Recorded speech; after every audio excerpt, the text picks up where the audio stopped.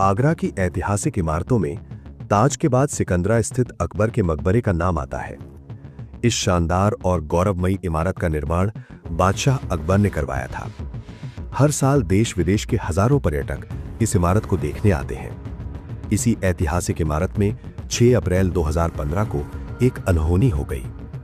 किसी पर्यटक ने वहां एक लड़की की खून सनी लाश देखी तो उसने शोर मचा दिया, जिससे उधर घूम रहे पर्यटक वहां इकट्ठा हो गए। लड़की की लाश देखकर लोग हैरान थे कि पता नहीं किसने इसकी हत्या कर दी। सूचना पाकर वहां मौजूद सिक्योरिटी गार्ड भी पहुंच गए। उन्होंने इसकी सूचना थाना सिकंदरा पुलिस को फोन करके दे दी। सिकंदरा के गेट से थाना करीब 200 मीटर की दूरी पर था, इसलिए खबर मिलते ही थाना प्रभारी ज्ञानेंद्र सिरोही थोड़ी ही देर में पुलिस टीम के साथ उस जगह पहुंच गए जहां लड़की की लाश पड़ी थी। उन्होंने लाश का निरीक्षण शुरू किया। मरने वाली लड़की की उम्र 19-20 साल थी। हत्यारे ने किसी धारदार हथियार से उसकी गर्दन के अलावा पीठ पर भी वार किए थे। लाश खून में तरबतर थी। लाश के पास ही एक मोबाइल फोन और एक चाकू पड़ा था। इन पर भी खून लगा था। थाना प्रभारी ने अनुमान लगाया कि हत्यारे ने इसी चाकू से इसे मौत के घाट उतारा है। थाना प्रभारी ने उच्चाधिकारियों को भी घटना की सूचना दे दी। कोई पर्यटक घटना को अपने कैमरे में कैद न कर ले, इसलिए पुलिस ने बिना फोरेंसिक सबूत जुटाए ही फटाफट लाश को सील करके पोस्टमार्टम के लिए भेज दिया। थोड़ी देर बाद ही एसएसपी राजेश डी मोदक के साथ खोजी कुत्ते और फोरेंसिक टीम भी मौके पर आ गई। फिंगरप्रिंट एक्सपर्ट को भी बुलाया गया। सभी टीमों द्वारा काम निपटाने के बाद पुलिस ने अज्ञात के खिलाफ हत्या का मामला दर्ज कर लिया। मृतका के पास से कोई ऐसी चीज नहीं मिली थी जिससे उसकी पहचान हो सकती, इसलिए पुलिस के लिए पहला काम मृतका की शिनाख्त कराना था। लाश के पास जो मोबाइल फोन मिला था, पुलिस ने उसकी मेमोरी में सेव फोन नंबरों पर बात करनी शुरू कर दी। उसी क्रम में पुलिस को मृतका के फोन से एक नंबर मिला। उस नंबर पर बात करने से पता चला कि वो नंबर शिवानी नाम की लड़की का है। उसी रिश्तेदार से पुलिस को जानकारी मिली कि शिवानी जगदीशपुरा थाना क्षेत्र की आवास विकास कॉलोनी के सेक्टर 7 में रहने वाले अन्नू नागर की बेटी है। शाम करीब 5:30 बजे पुलिस अन्नू नागर के घर पहुंची। घर पर अन्नू की पत्नी रेखा मौजूद थी। पुलिस को देखकर वो घबरा गई। पुलिस ने उससे शिवानी के बारे में पूछा। रेखा ने बताया कि शिवानी उसकी बेटी है और वो फोन रिचार्ज कराने घर से निकली थी, लेकिन अभी तक वापस नहीं आई है। उसका फोन भी बंद आ रहा है। इसके बाद पुलिस ने रेखा से परिवार के दूसरे रिश्तेदारों के बारे में पूछा। रेखा ने बताया कि उसके जेठ मुन्ना लाल हैं, जो डीएम ऑफिस में नौकरी करते हैं। पुलिस रेखा को साथ लेकर मुन्ना लाल के घर पहुंची। रास्ते भर रेखा परेशान थी, क्योंकि पुलिस कुछ साफ साफ नहीं बता रही थी। उसी समय मुन्ना लाल ड्यूटी से घर लौटा था। पुलिस और अपनी भाई की पत्नी को साथ देखकर वो हैरान हो गया। पुलिस ने मुन्ना लाल को सिकंदरा में मिली लाश की फोटो दिखाई। फोटो देखते ही मुन्ना लाल ने पहचान लिया कि वो उसकी भतीजी शिवानी है। पुलिस ने उसे बताया कि शिवानी की लाश सिकंदरा में मिली है और पोस्टमार्टम के लिए भेज दी गई है। अभी इस मामले में आगे की जांच चल रही है। बेटी की हत्या की खबर सुनते ही रेखा जोर जोर से रोने लगी। रेखा का पति अन्नू नागर एक प्रकाशन कंपनी में सिक्योरिटी गार्ड की नौकरी करता था। मुन्ना लाल ने अन्नू को फोन करके तुरंत घर बुला लिया। इसके बाद पुलिस दोनों भाइयों को साथ लेकर थाने पहुंची। थाने में जब लाश के पास से मिला मोबाइल फोन दोनों भाइयों को दिखाया गया तो उन्होंने बताया कि ये फोन शिवानी का ही है। इससे साफ हो गया कि सिकंदरा में जो लाश मिली थी वो अन्नू नागर की बेटी शिवानी की ही थी। लाश की पहचान होने के बाद पुलिस ने हत्यारे तक पहुंचने के लिए जांच शुरू की। सबसे पहले शिवानी के घर और परिवार से जुड़े लोगों के बारे में जानकारी ली गई। थाना प्रभारी ने अन्नू नागर से पूछा कि क्या उसे किसी पर शक है। इस पर अन्नू नागर ने बताया कि उसे अपने साढ़ू के बेटे प्रदीप पर शक है। अन्नू ने कहा कि प्रदीप उसकी बेटी से शादी करना चाहता था और इसी वजह से उसे उसी पर संदेह है। इतना सुनते ही थाना प्रभारी को यह मामला प्रेम प्रसंग का लगा। अन्नू से प्रदीप का पता मालूम करने के बाद वो अगले दिन जिला एटा के गांव निघौली कला स्थित प्रदीप के घर जा पहुंचे। प्रदीप के घर के बाहरी दरवाजे पर कुंडी लगी थी। पड़ोसियों की मौजूदगी में कुंडी खोलकर पुलिस घर में घुसी तो अंदर कोई नहीं मिला। घर की लाइट जल रही थी और सारा सामान पैक था। ऐसा लग रहा था जैसे घर के लोग सामान सहित कहीं भागने की तैयारी में थे, लेकिन उन्हें पुलिस के आने की भनक लग गई, जिससे वे घर छोड़कर भाग गए। लोगों ने बताया कि प्रदीप 6 अप्रैल 2015 की सुबह 7 बजे अपने 2 दोस्तों के साथ बाइक से घर से निकला था। उसके बाद किसी ने उसे नहीं देखा। प्रदीप का पूरा परिवार भी गायब था। जिससे पुलिस का शक पुख्ता हो गया कि वारदात प्रदीप ने ही की है। काफी देर तक जब कोई वहां नहीं आया तो एक कांस्टेबल को वहां छोड़कर थाना प्रभारी लौट आए। अब तक शिवानी के मोबाइल फोन की कॉल डिटेल्स पुलिस को मिल चुकी थी। उस पर जो आखिरी कॉल आई थी, जांच में पता चला वो कॉल प्रदीप के फोन से की गई थी। सर्विलांस टीम ने उस नंबर को सर्विलांस पर लगा दिया। अगले दिन उक्त नंबर की लोकेशन दिल्ली में मिली। थाना प्रभारी ने एक पुलिस टीम दिल्ली रवाना कर दी। दिल्ली पहुंचने पर पता चला कि उसकी लोकेशन जलेसर में है। पुलिस टीम जलेसर पहुंची। इसके बाद उस फोन की लोकेशन आगरा की हो गई। जैसे जैसे उस फोन की लोकेशन बदल रही थी, सर्विलांस टीम उसकी जानकारी पुलिस टीम को दे रही थी। जब पुलिस टीम को पता चला कि उस फोन की लोकेशन आगरा में है, तो पुलिस टीम उसका पीछा करते हुए आगरा पहुंच गई। आखिर 9 अप्रैल 2015 को कारगिल पेट्रोल पंप के पास से पुलिस ने प्रदीप को हिरासत में ले लिया। पुलिस के शिकंजे में आते ही प्रदीप हक्का बक्का रह गया। थाने लाकर प्रदीप से पूछताछ शुरू हुई। शुरू में उसने पुलिस को गुमराह करने की कोशिश की, लेकिन पुलिस की सख्ती के सामने उसकी एक नहीं चली। उसने अपना गुनाह कबूल कर लिया और कहा कि उसी ने शिवानी की हत्या की थी। शिवानी प्रदीप की मौसेरी बहन थी। अपनी मौसेरी बहन की हत्या की उसने जो कहानी बताई वो इस प्रकार थी। उत्तर प्रदेश के जिला एटा का एक गांव है निघौली कला। राम निवास इसी गांव के रहने वाले थे। वो पेशे से हलवाई थे। उनके परिवार में पत्नी सरोज के अलावा 6 बच्चे थे। उनमें से 2 बेटियों और 1 बेटे की वो शादी कर चुके हैं। अपनी बेटी सुमन और बेटे कुलदीप की शादी उन्होंने इसी साल फरवरी में 6 दिन के अंतराल पर की थी।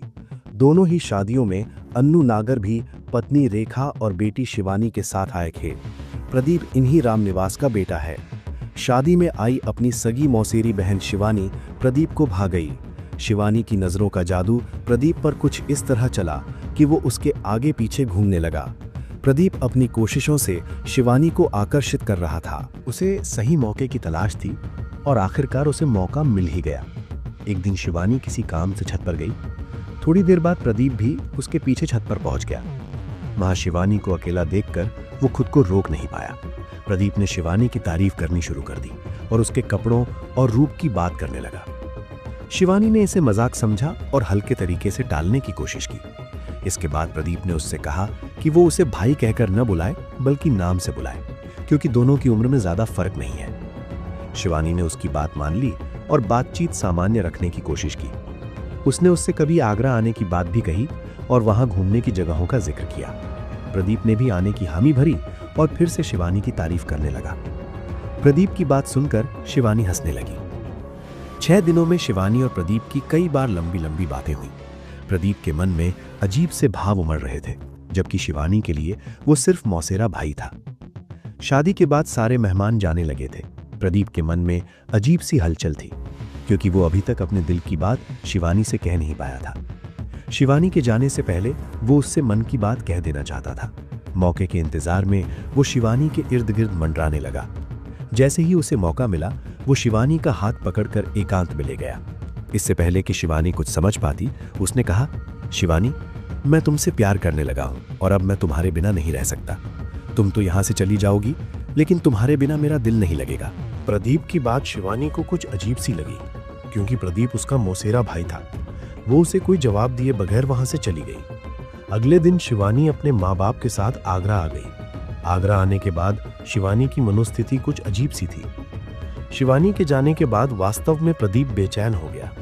वो जब तब शिवानी को फोन करके मीठी मीठी बातों से उसे लुभाने की कोशिश करने लगा। शिवानी भी उम्र की उस दहलीज पर खड़ी थी जहां भावनाओं और उमंगों का सैलाब दूर तक बहाकर ले जाने की कोशिश करता रहता है। अर्थात शिवानी का झुकाव भी प्रदीप की तरफ होने लगा। उसे प्रदीप अच्छा लगने लगा। एक दिन प्रदीप ने शिवानी को फोन किया कि वो आगरा आ रहा है। उसके आने की बात पर शिवानी खुश हो गई। उसका मन भी प्रदीप से मिलने के लिए उमड़ने लगा। प्रदीप आगरा पहुंचा तो शिवानी घर में बिना बताए तय जगह पर प्रदीप से मिलने पहुंच गई। वहां से प्रदीप शिवानी को ताजमहल ले गया। वहीं पर शिवानी ने प्रदीप की मोहब्बत कबूल कर ली। शिवानी और प्रदीप भले ही रिश्ते में भाई बहन थे, लेकिन उनकी सोच नए जमाने की थी। इसलिए प्यार के नशे में वे अपने बहन भाई के रिश्ते को भूल गए। प्रदीप ने तय किया कि वो शिवानी से ही शादी करेगा, लेकिन उसके सामने समस्या ये थी कि वो अपने घर वालों से मन की बात कहे कैसे। कि वो मौसेरी बहन शिवानी के साथ शादी करके अपनी दुनिया बसाना चाहता है। हालांकि वो जानता था कि दिल की बात जुबां तक आते ही परिवार और समाज में तूफान आ जाएगा, पर वो अपने उस दिल का क्या करता जो केवल शिवानी के लिए ही धड़क रहा था। अपनी दुनिया बसाने की गरज से वो दिल्ली जाकर शादी ब्याह में हलवाईगिरी का काम करने लगा। बीच बीच में वो शिवानी से मिलने आगरा आता रहता था। प्रदीप की बात शिवानी को कुछ अजीब सी लगी, क्योंकि प्रदीप उसका मौसेरा भाई था। वो उसे कोई जवाब दिए बगैर वहां से चली गई। अगले दिन शिवानी अपने माँ बाप के साथ आगरा आ गई। आगरा आने के बाद शिवानी की मनोस्थिति कुछ अजीब सी थी। शिवानी के जाने के बाद वास्तव में प्रदीप बेचैन हो गया। वो जब तब शिवानी को फोन करके मीठी मीठी बातों से उसे लुभाने की कोशिश करने लगा। शिवानी भी उम्र की उस दहलीज पर खड़ी थी जहां भावनाओं और उमंगों का सैलाब दूर तक बहाकर ले जाने की कोशिश करता रहता है। अर्थात शिवानी का झुकाव भी प्रदीप की तरफ होने लगा। उसे प्रदीप अच्छा लगने लगा। एक दिन प्रदीप ने शिवानी को फोन किया कि वो आगरा आ रहा है। उसके आने की बात पर शिवानी खुश हो गई। उसका मन भी प्रदीप से मिलने के लिए उमड़ने लगा। प्रदीप आगरा पहुंचा तो शिवानी घर में बिना बताए तय जगह पर प्रदीप से मिलने पहुंच गई। वहां से प्रदीप शिवानी को ताजमहल ले गया।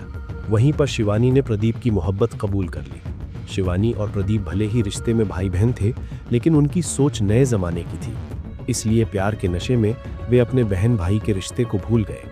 प्रदीप ने तय किया कि वो शिवानी से ही शादी करेगा, लेकिन उसके सामने समस्या ये थी कि वो अपने घर वालों से मन की बात कहे कैसे कि वो मौसेरी बहन शिवानी के साथ शादी करके अपनी दुनिया बसाना चाहता है। हालांकि वो जानता था कि दिल की बात जुबां तक आते ही परिवार और समाज में तूफान आ जाएगा, पर वो अपने उस दिल का क्या करता जो केवल शिवानी के लिए ही धड़क रहा था।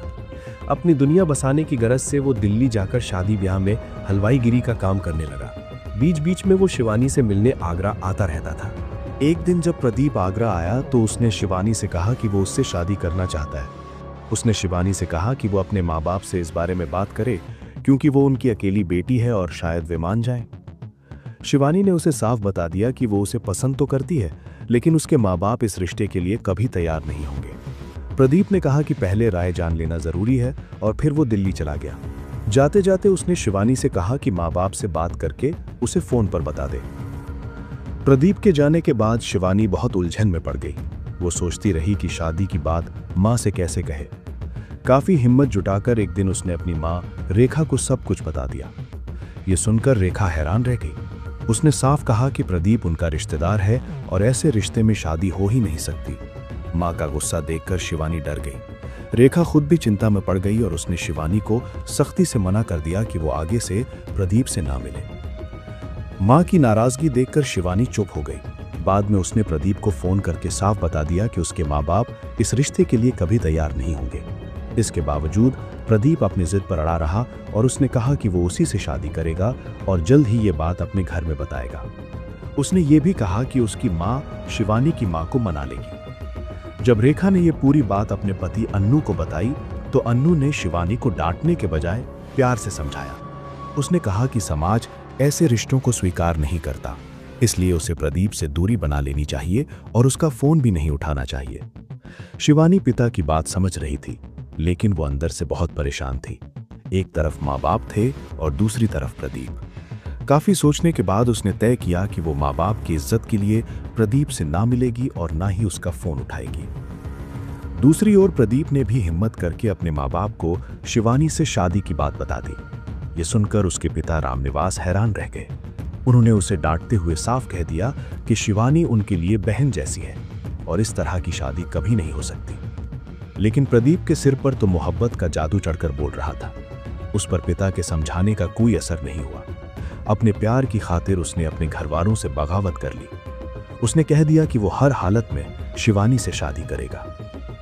अपने माँ बाप से बगावत करने की बात शिवानी से बताकर प्रदीप ने शिवानी को फोन किया, लेकिन शिवानी ने उसका फोन रिसीव नहीं किया। कई बार फोन करने के बाद भी जब शिवानी ने फोन रिसीव नहीं किया तो वो परेशान हो गया। उसके बार बार फोन करने की बात शिवानी ने अपनी माँ रेखा को बता दी। रेखा ने एक दिन परिवार वालों को बुलाकर पंचायत की। सब ने प्रदीप को फटकारा और कहा कि उसकी जिद गलत है, बहन के साथ कभी शादी नहीं हो सकती। प्रदीप को लगा कि वो अकेला पड़ता जा रहा है। उसका बागी मन यह सोचकर परेशान था कि उसकी खुशी में समाज का क्या लेना देना। सभी ने बहुत समझाया, पर उसने अपना फैसला नहीं बदला। प्यार जब हद से गुजर जाता है तो जुनून बन जाता है। उसने रात में ही शिवानी को फोन किया। इस बार शिवानी ने उसकी कॉल रिसीव करके साफ कह दिया कि वो घर वालों की मर्जी के बिना कुछ नहीं कर सकती, इसलिए वो उससे शादी करने की बात भूल जाए। प्रदीप लगातार शिवानी पर दबाव बना रहा था। उसने कहा कि उसके घर वाले भी इस शादी के खिलाफ हैं, लेकिन वो किसी की नहीं मानेगा और जरूरत पड़ी तो अपने परिवार को भी छोड़ देगा। शिवानी ने साफ कर दिया कि वो एक लड़की है और अपने घर वालों के खिलाफ नहीं जा सकती। इसके बाद उसने फोन काट दिया। इसी बीच अन्नू को पता चल गया कि शिवानी और प्रदीप के बीच अब भी फोन पर बात हो रही है। ये जानकर उसने शिवानी के मोबाइल का सिम तोड़ दिया। इसके बाद प्रदीप का शिवानी से संपर्क पूरी तरह टूट गया। इससे प्रदीप बहुत परेशान और गुस्से में आ गया। उसकी हालत एक घायल इंसान जैसी हो गई। एक दिन प्रदीप ने अन्नू को फोन पर धमकी दी कि अगर शिवानी की शादी उसके अलावा किसी और से की गई तो वो उसे जान से मार देगा। प्रदीप की हरकतों से अन्नू बहुत डर और तनाव में आ गया।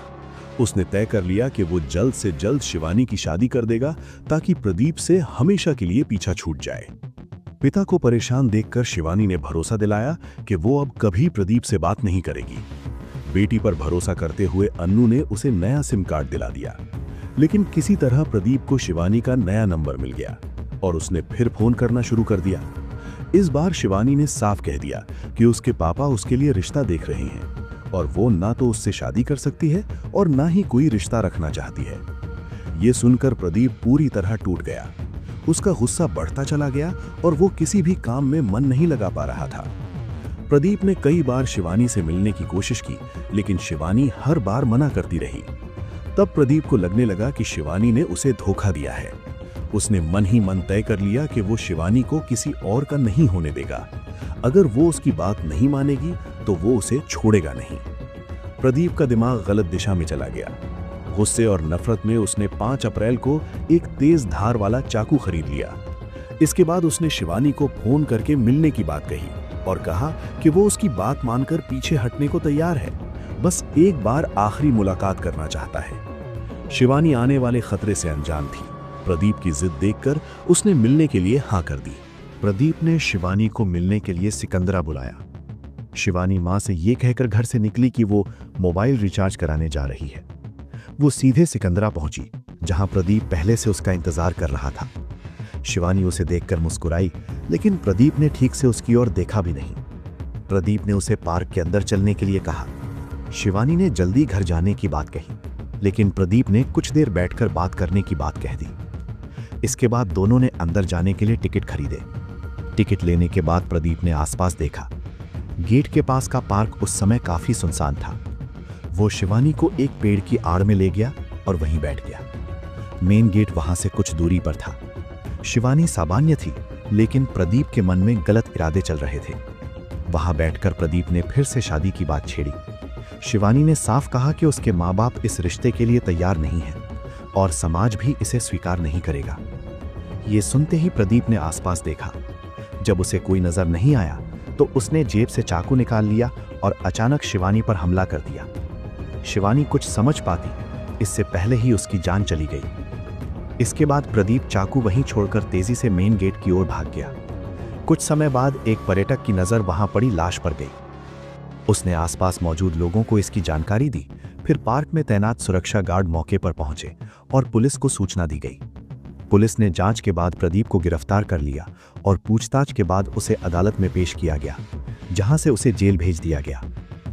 रिश्तों की मर्यादा को ना समझ पाने वाला युवक अपने जुनून में अपनी ही रिश्ते की बहन की जान ले बैठा, लेकिन उसके चेहरे पर कोई पछतावा नहीं दिखाई दिया। ये कहानी सिर्फ एक वीडियो नहीं है। अगर इस केस ने आपको सोचने पर मजबूर किया, अगर इसने आपको झकझोरा, परेशान किया या इंसानी रिश्तों पर सवाल खड़े किए, तो ये कहानी याद रखे जाने लायक है। कृपया इस वीडियो को लाइक करें ताकि ये सच्चाई ज्यादा से ज्यादा लोगों तक पहुंच सके। और अगर आप चाहते हैं कि ऐसे क्राइम केस जिम्मेदारी के साथ बिना झूठी सनसनी फैलाए बताए जाएं, तो चैनल को सब्सक्राइब जरूर करें। आपका एक क्लिक पीड़ितों की आवाज बन सकता है और ये सुनिश्चित करता है कि ऐसी कहानियां कभी भुलाई न जाएं। धन्यवाद।